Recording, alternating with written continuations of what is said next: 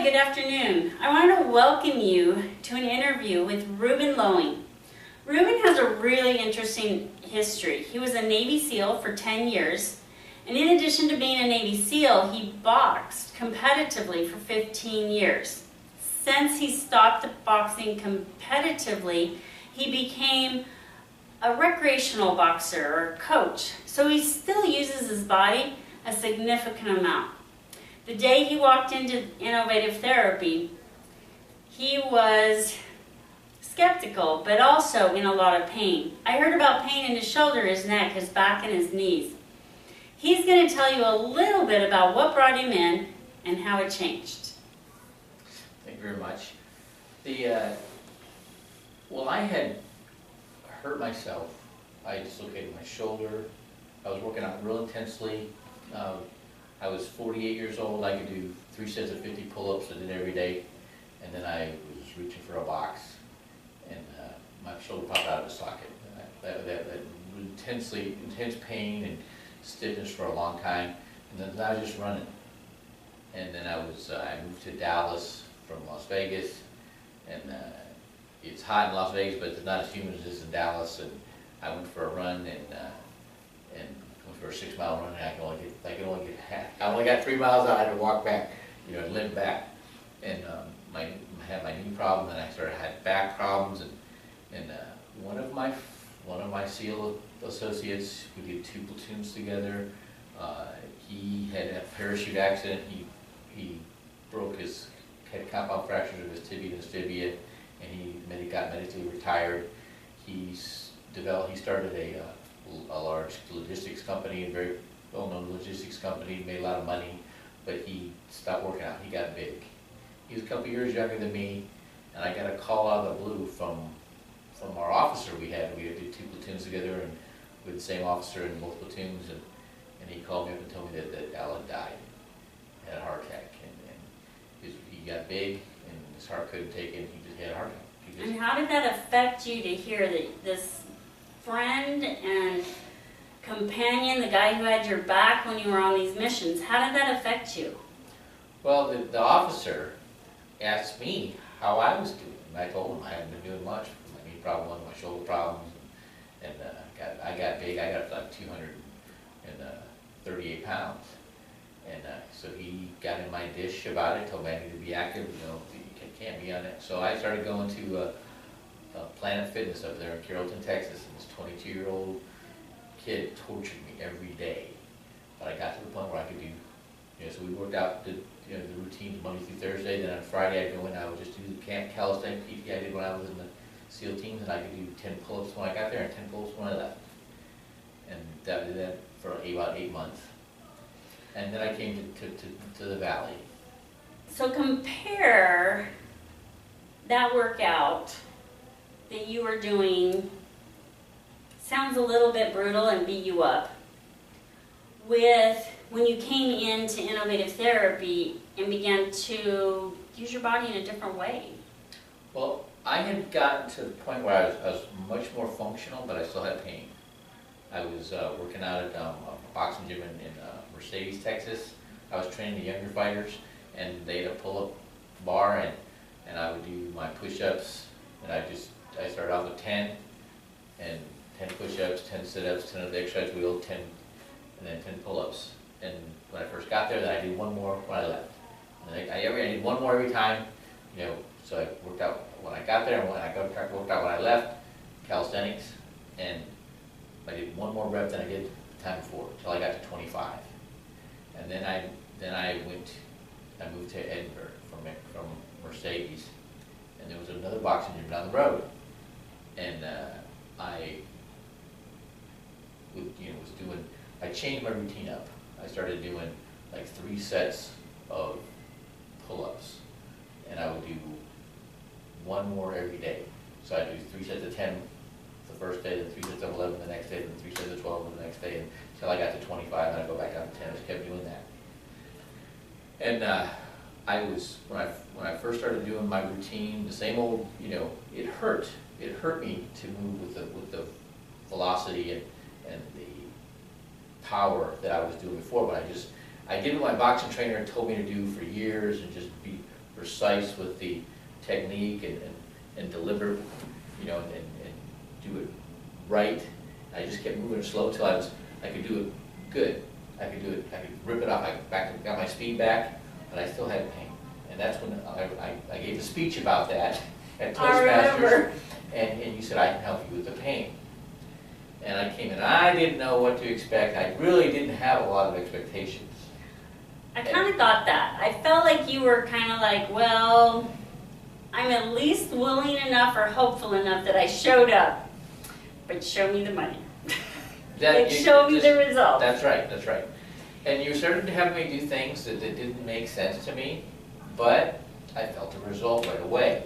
So my pain would be on this side, but you'd have me do stretches, you know, do the exercises with this side, but this side would feel better. And I'm like, I couldn't figure out how it worked, but it worked. But then I started noticing that when I came in, what you would have me do, you have me do a sequence of exercises that would vet out where the problems were. And then once we figured out that, then we had specific exercises to remedy where the problem was. And so I was like, I come in here and I get right to that initial sequence to find out what I need to work on, and then I'd get to it. That's what I was motivated. And who decided? Who made that determination as to what your most important exercises were? Well, it was a combination of you know, where the pain was and you know, I determined where that was. Exactly, you determined where that was because it's your body. And because it's your body, you could feel what was going on. So all I did really was lead you through that process of figuring out what moves might be helpful to find those absolute deep roots of the underlying causes that went clear back into your early 20s, like 3 decades ago. Clear back into that training. We did the moves by following this method, or you did the moves. I mostly watched. You did the moves, and you discovered which movements were your most effective movements to release those stuck places. Now, I had lost on my own before I ever came here. I lost 22 pounds in a year. Well done. And then I started coming here, and because I was feeling better, I could step up my workouts that I was doing at home, and I lost an additional 36 pounds. No, 40, or I'm sorry. I lost a total of 238, and now I'm about 168.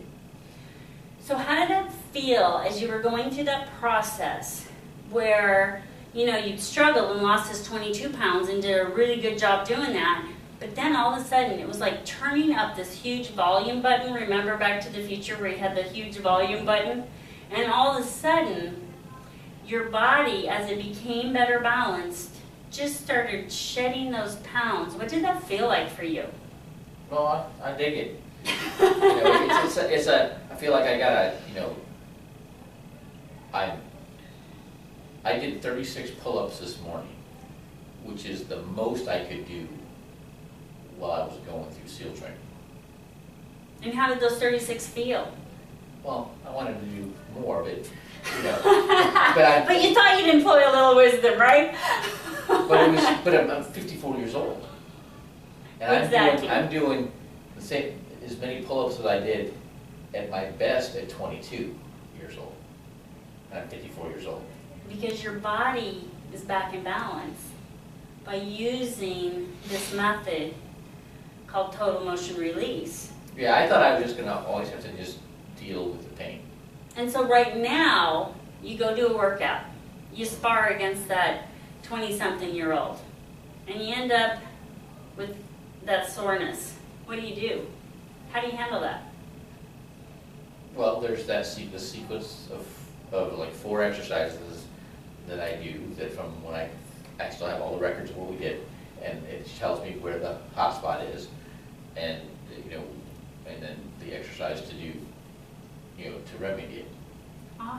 So now you're empowered because you know the exercises, even though there's really 6.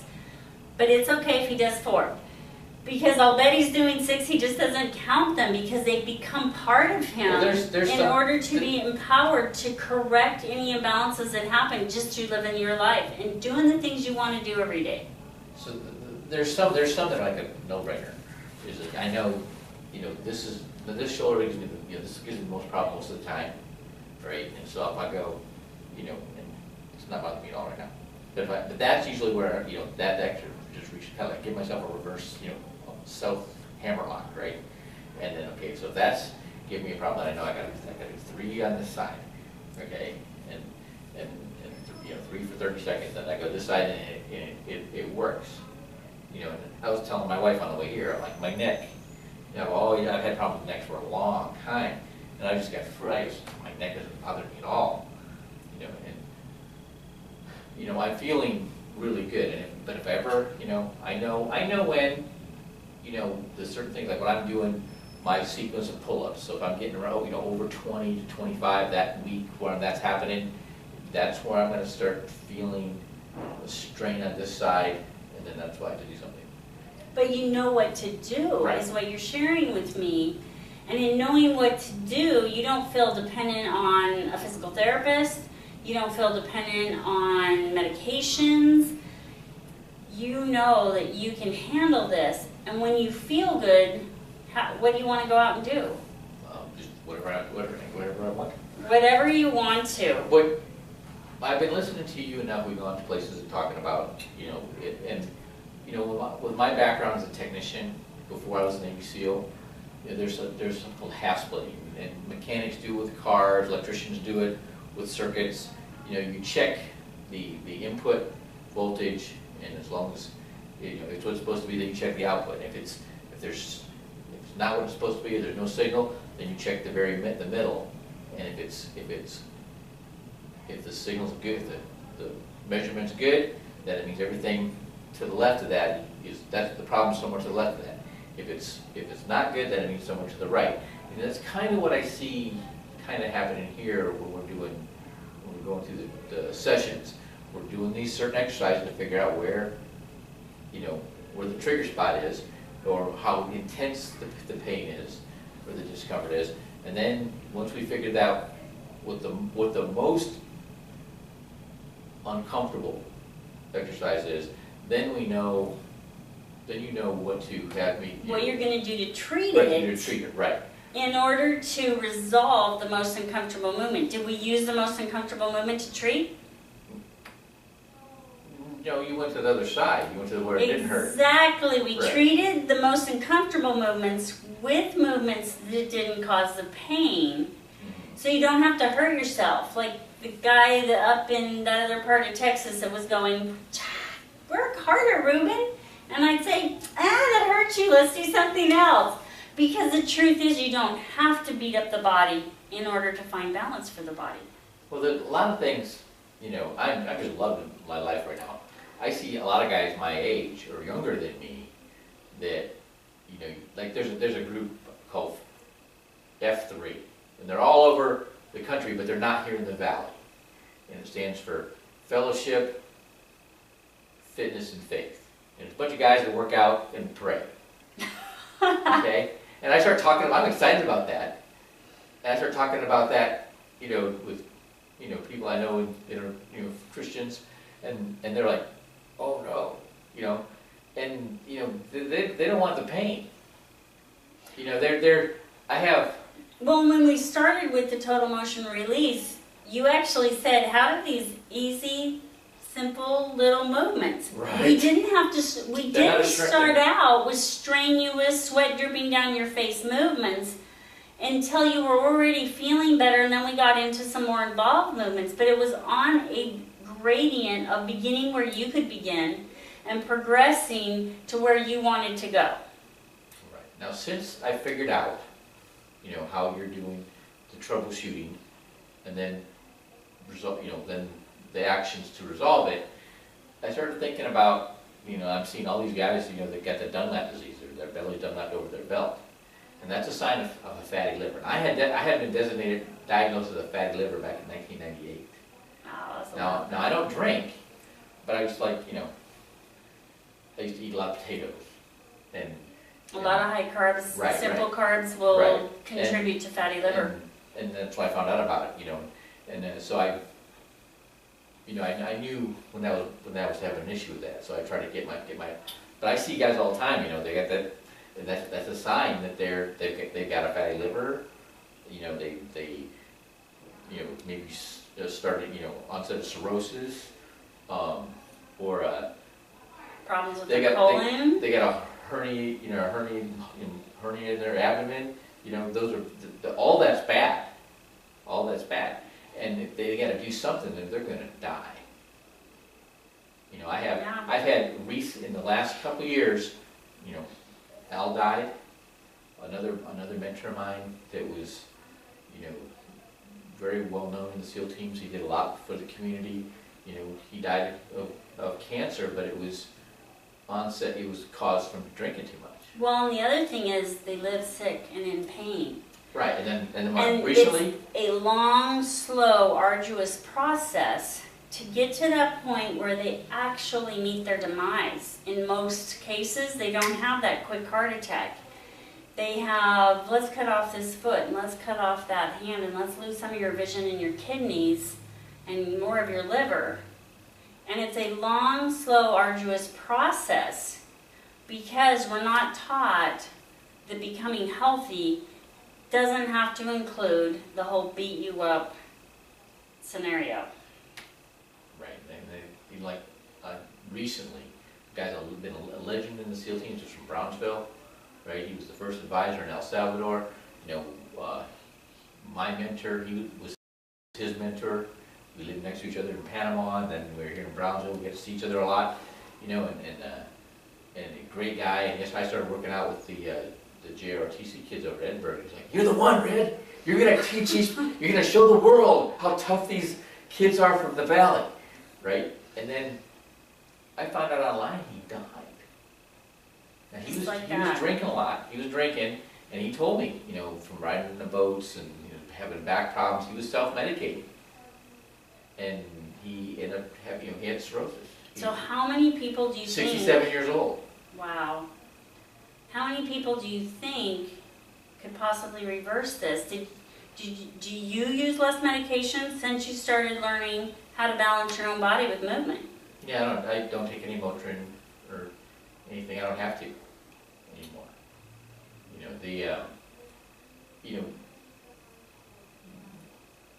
Guys that are self-medicating, with alcohol, or even Motrin, that's nothing that'll damage you. Oh gosh, yes. Your liver, Tylenol is very hard on liver. Motrin and the anti-inflammatories tend to be harder on your kidneys, but these things will cause, this slow demise and the slow degeneration of your organs, but it's much faster than just our normal age would. And when we're healthier, because our bodies are in better balance, they can heal themselves more readily, and then we feel like going out and doing things, and the more that we move, our bodies were engineered to move. Yeah, when I went from 238 pounds to about 168, right? I didn't jump into, I started off just consistently doing something every day, and now I can do a lot more. And then since I learned the TMR method, I can do even more. I can, and it's, I dread getting up in the morning, but then I start doing my exercise, and it's like no big deal. But because I do it consistently, I do it every day, I can function. I am not the stud that I was, when I was in the SEAL teams in my 20s and 30s. But for 54 years old, I feel pretty good about me. I can hang with the kids that are in the 20s and 30s in the boxing gym. I'm not worried about any of them. And it's a good feeling knowing that I can put out. We went to that picnic event this weekend, and they had us doing some stuff, running around, like a kid, and I was able to, I could function, and that's awesome, And there's, this is so simple.